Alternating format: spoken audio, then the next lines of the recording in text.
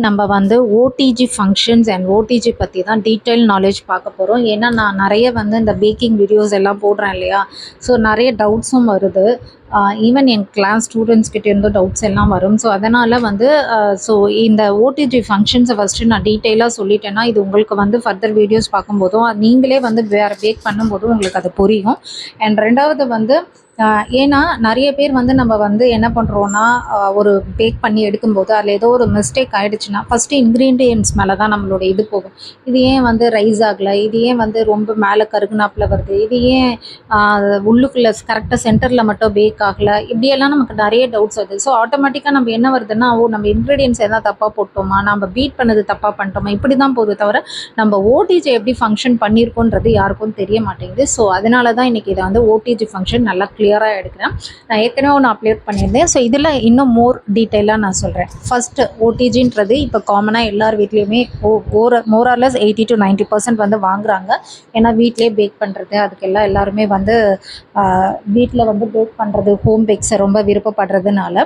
So first வந்து இந்த ஓடிஜினா என்னன்றது சொல்லிடுறேன். Oven, toaster and griller. Okay, ஓவனில் பேக் பண்ணி எடுப்போம், டோஸ்டரில் வந்து டோஸ்ட் பண்ணி எடுப்போம் கிறிஸ்பியாக க்ரன்ச்சியாக அந்த மாதிரி ஒரு ஃபுட்டு பண்ணுறதுக்கு. அண்ட் கிரில்லரில் வந்து நமக்கு சர்ஃபேஸ்லாம் ஒரு கிறிஸ்பியாக இருக்கும், உள்ள சாஃப்ட் அண்ட் டெண்டர், அண்ட் அதுவும் இல்லாமல் ஒரு ஸ்மோக்கி ஃப்ளேவர் கொடுக்கறது கிரில்டு. ஸோ கிரில்டு ஃபுட்ஸ் உங்களுக்கு தெரியும் இல்லை, டீக்கா பண்ணுறது, கபாப் பண்ணுறது, இது எல்லாமே யூஸ் பண்ணுறது தான். ஸோ இது கம்பைண்டாக இருக்கிறது தான் இந்த ஓடிஜி ஓவன். ஓகே, ஸோ இது ஃபங்க்ஷன் பண்ணுறதுக்கு முன்னாடி நம்ம வந்து ஃபஸ்ட்டு இதை பர்ச்சேஸ் பண்ணுறது எப்படி பண்ணணும்னு பார்க்குறேன். ஸோ எந்த கம்பெனியோ வாட் எவர் இட் இஸ், உங்களுக்கு எது வேணுமோ நீங்கள் பண்ணிக்கலாம். ஸோ இதில் வந்து நம்ம லிட்டர்ஸ் செலக்ட் பண்ணுறதுல தான் நிறைய பேர், லிட்டர்ஸ் அண்ட் ஃபங்க்ஷன் செலக்ட் பண்ணுறதுல நிறைய பேர் தப்பு பண்ணுறீங்க. இப்போ நீங்கள் வந்து ஒரு ஸ்மால் ஃபேமிலியாக இருக்கிறீங்க, நான் எப்போ தான் ஹோம் பேக்ஸ் பண்ணிப்பேன் அப்படின்னு நினைக்கிறவங்க ஒரு 20 to 30 லிட்டர் வரைக்கும் நீங்கள் பர்ச்சேஸ் பண்ணிக்கலாம். ஓகேங்களா? இதே வந்து இல்லை நான் ஸ்மால் ஃபேமிலியாக இருந்தாலும் நான் வந்து கொஞ்சம் நல்லா அடிக்கடி பேக் பண்ணுவேன், நிறைய விதமான பேக்ஸ் பண்ணி எடுக்க போகிறேன் அப்படின்றவங்க 30 to 40 லிட்டர்ஸ் போங்க. இதே ஒரு பிக்கர் ஃபேமிலியாக இருக்குது, ஓகேங்களா? அப்போ நான் வந்து அடிக்கடி பண்ணுவேன், நிறைய பேருக்கு பண்ணணும், நிறைய டீன்ஸ் அட் அ டைம் வைப்பேன்றவங்க வந்து நீங்கள் 40 to 50 லிட்டர் போங்க.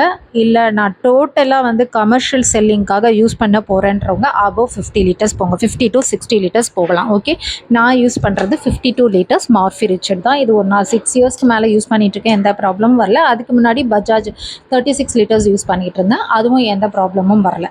ஸோ ஃபஸ்ட்டு டைம் லிட்டர்ஸ் சொல்லிட்டேன். ஓகே, ஃபங்க்ஷன்ஸ் அடுத்ததுன்னா இப்போது நிறைய ஃபங்க்ஷன்ஸ் வந்து வித் கன்வெக்ஷனோட இருக்கா அப்படிங்கிறத ஓடிஜி செக் பண்ணி வாங்குங்க.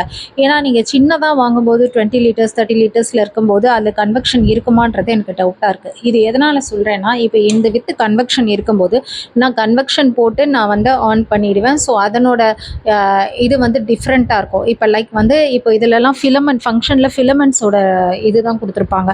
அதை வச்சு தான் நான் நிறைய இதில் சொல்வேன் 2 ஃபிலமெண்ட்டும் ஆனில் வைங்க வித் கன்வெக்ஷன் மோடு. ஸோ அது எதுக்கு யூஸ் பண்ணுறேன்னா கொஞ்சம் ஃபாஸ்ட்டாக பேக் ஆகும் அண்டு மேலே ப்ரௌன் டிப்பாக நல்லா ப்ரௌன் கலரு வர்றதுக்கு அதுக்காக நான் அந்த இதை வந்து நான் சூஸ் பண்ணுவேன். ஸோ அப்போ டைமிங் கம்மியாகும். பட் இதே வித்தவுட் கன்வெக்ஷன் வச்சுக்கோங்களேன், இந்த இடத்துல உங்களுக்கு இந்த சிம்பிளே வராது. பேக்கு, டோஸ்ட்டு, கிரில்லு, அந்த மாதிரி அந்த ரோஸ்ட் இந்த மாதிரி வரும். அப்போ ஆட்டோமேட்டிக்காக நம்ம வந்து பேக்கு இதுன்னு தான் திருப்போம். ஓகேங்களா? அப்போது நான் பண்ணுற ஃபங்க்ஷனுக்கும் நீங்கள் பண்ணுற ஃபங்க்ஷனுக்கும் டிஃபர் ஆகும். ஸோ நான் பேக்கில் என்ன சொல்கிறேன், 2 filament on with convection mode சொல்கிறேன். பட் உங்ககிட்ட கன்வெக்ஷன் இல்லைன்னா லோ ஃபிலமெண்ட் மட்டும்தான் அங்கே ஆன் வரும். ஸோ உங்களுக்கு பேக்குன்னு தான் எழுதியிருக்கும், ஆனால் உங்களுக்கு தெரியாது அதில் வெறும் லோ ஃபிலமெண்ட் மட்டும் தான் ஆன் ஆகும். அப்போ டிஃப்ரென்ஸ் வரும். உங்களோட பேக் வந்து கொஞ்சம் ஸ்லோவாக வந்து பேக் ஆக ஆரம்பிக்கும். உங்கள் அந்த மேலே இருக்க ப்ரௌன் கலர் இது வந்து கொஞ்சம் டைம் எடுக்கும். ஸோ நான் வந்து 30 மினிட்ஸ் சொல்கிறேன்னா உங்களுக்கு 40 மினிட்ஸ் 45 மினிட்ஸ் கூட ஆகலாம். நீங்கள் என்ன நினச்சிப்பீங்க, 30 மினிட்ஸ் வரலையேன்னு சொல்லிட்டு நல்லா ரைஸ் ஆகிட்டு இருக்க கேக் இப்படி ஓப்பன் பண்ணிங்கன்னா ஆட்டோமேட்டிக்காக அது டவுன் ஆகிடும். ஓகேங்களா?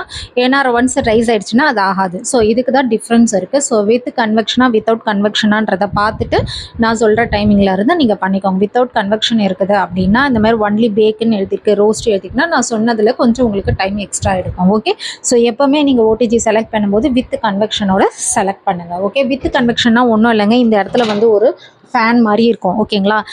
அதில் வந்து நமக்கு ஹேர் வந்து ஹாட்டாக ஏர் வரும்போது நமக்கு நல்லா ஈவனாக வந்து ஃபுட்டு குக் ஆகும். அதுக்கு தான் வந்து இது.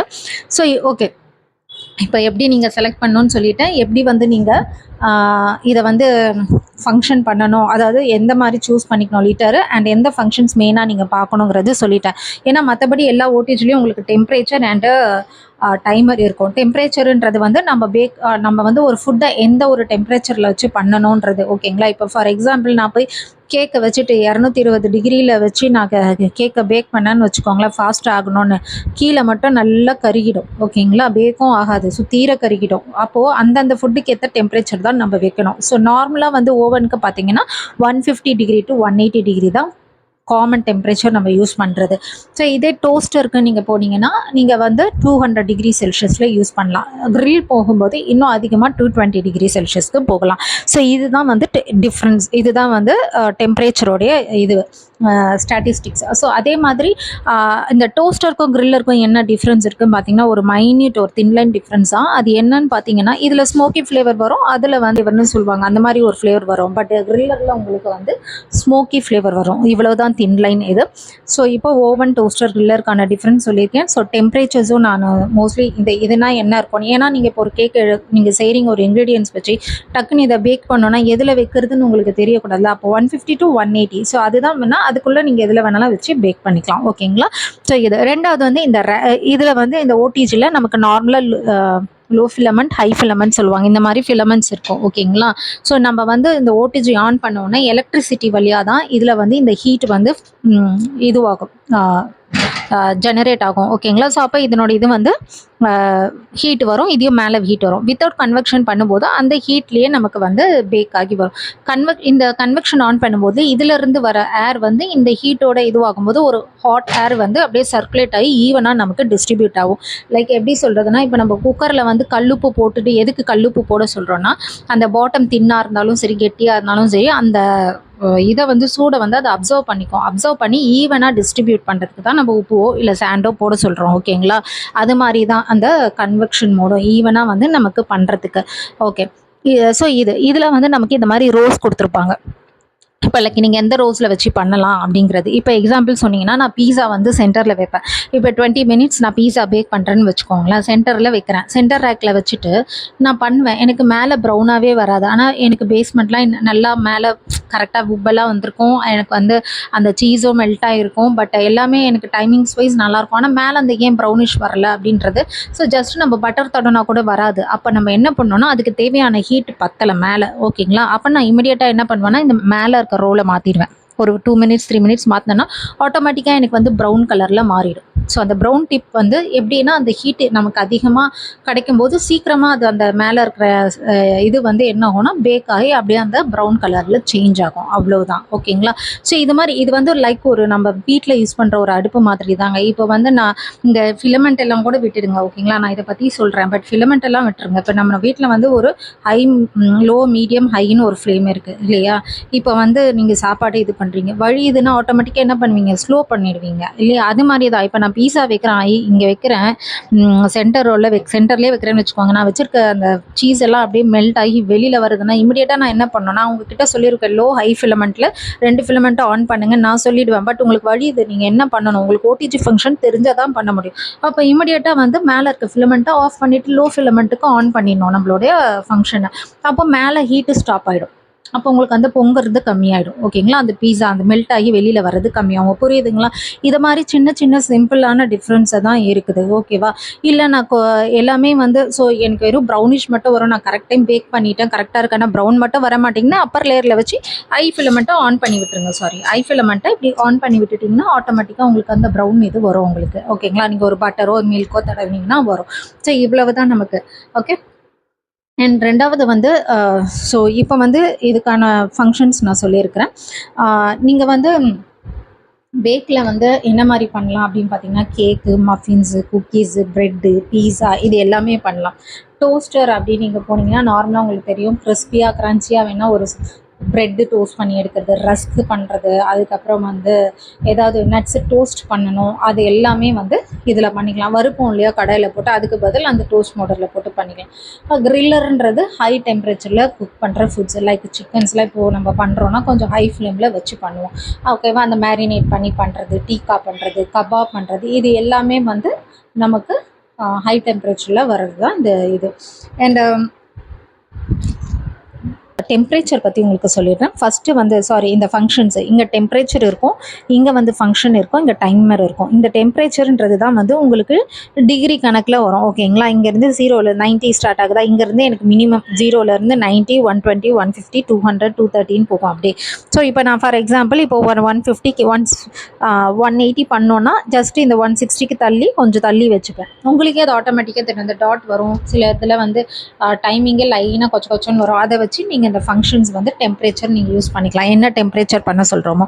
அதே மாதிரி ஃபங்க்ஷன். ஸோ இதில் சிம்பிள் இருக்கு இல்லையா? ஸோ நான் எப்போவுமே சொல்வேன் 2 ஃபிலமெண்ட் ஆன் வித் கன்வெக்ஷன் மோடுனா நான் இங்கே இருக்கும், அதாவது கோடு வரும், 2 கோடு கொடுத்து நடுவில் ஒரு ஃப்ளார் மாதிரி ஒரு ஃபேன் மாதிரி இருக்கும். அப்போ அந்த இது ஸோ அந்த ஃப்ளார் இருக்கிற இடத்துலலாம் வந்து நமக்கு அந்த கன்வெக்ஷன் வருதுன்னு அர்த்தம். இப்போ பேக் மோடுனா வித்தவுட் ஃபேன் வரும், வெறும் ஃபிலமெண்ட் ஆனில் இருக்கும், அதுவும் low filament.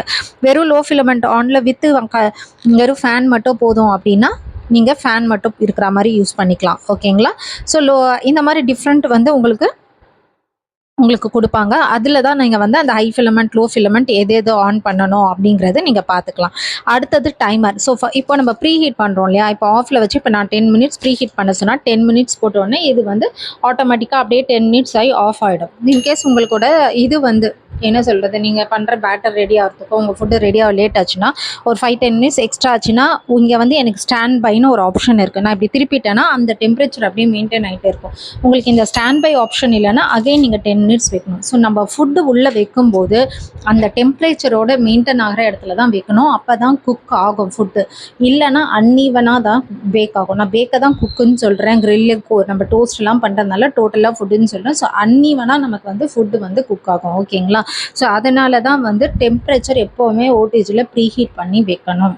Okay, pre heat பண்ணாமல் வச்சுட்டிங்கன்னா அன்ஈவனாக இருக்கும். ஓகே, அண்டு நெக்ஸ்ட் டிப்ஸு நான் சொல்கிறேன். இப்போ ஃபார் எக்ஸாம்பிள் நம்மளோட இதான் ஓவன் வச்சுக்கோங்களேன். இப்போ நீங்கள் வந்து ஒரு 4 கேக் ட்ரே வைக்கிறீங்க, ஒரு 5 இன்ச் 5 இன்ச் 5 இன்ச் 5 இன்ச் 4 வைக்கிறீங்க. சீக்கிரமே உங்களுக்கு 5 இன்ச்சில் 2 வந்து பார்த்தீங்கன்னா நல்லா ப்ரௌனாக மேலே டாப் வந்துடும், இந்த கார்னரில் இருக்கிறது ப்ரௌனாக வராது. ரீசன் என்ன அப்படின்னு பார்த்தீங்கன்னா, இந்த மூடியில் நமக்கு இருக்கிற இந்த கார்னரில் வரல நம்ம வெளியில் இருக்க ஏர் வந்து உள்ளே கொஞ்சம் போகும். ஸோ அதனால் இந்த கார்னரில் கொஞ்சம் டெம்பரேச்சர் ஃப்ளக்சுவேட் ஆகும்.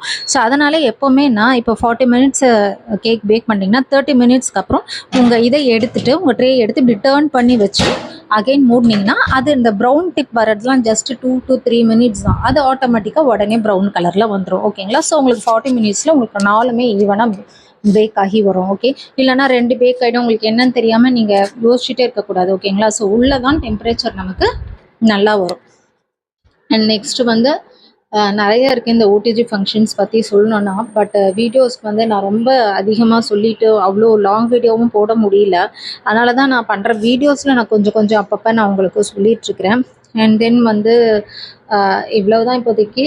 ஸோ இதுக்கு மேலே நம்ம பண்ணும்போது வீடியோஸை அந்த ரெசிபிஸ் போடும்போது ஏதாவது டிஃப்ரெண்ட்டாக இருக்கா சொல்கிறேன். ஏன்னா மெயினானது நம்ம எப்படி ஓடிஜி சூஸ் பண்ணணும், என்ன மாதிரி ஃபங்க்ஷன்ஸ் இருக்கணும், என்ன மாதிரி லிட்டர்ஸ் இருக்கணும், அண்ட் பேக் டோஸ்டர் கிரில்லர் எதுக்காக பண்ணுறோம், ஸோ பேக்கில் இருக்கிற ஃபுட்டை எதுக்காக டோஸ்ட்டுக்கு போடுறோம், இது எல்லாமே நான் சொல்லிட்டேன். ஃபாஸ்ட்டாக இது பண்ணுறதுக்காக தான். ஸோ அந்த ப்ரௌன் டிப் வரணுன்னா வந்து நம்ம பட்டரோ வெறும் எக்கை தடவிட்டால் மட்டும் உங்களுக்கு ப்ரௌன் கலரில் வராது. ஸோ நம்மளோட ஃபிலமெண்ட் எது ஆன் ஆகிறதா வரும், எது ஆனாக இருக்கக்கூடாதுன்ற கிளியரான நாலேஜ் உங்களுக்கு சொல்லியிருக்கிறேன். ஸோ அதே மாதிரி நிறைய வைக்கும்போது ஒரு பக்கம் உங்களுக்கு ப்ரௌனாக இருக்கிறதோ இன்னொரு பக்கம் ப்ரௌன் ஆகாமல் இருக்கும்போது அதை என்ன பண்ணணும் அப்படிங்கிறது நான் சொல்லியிருக்கிறேன்.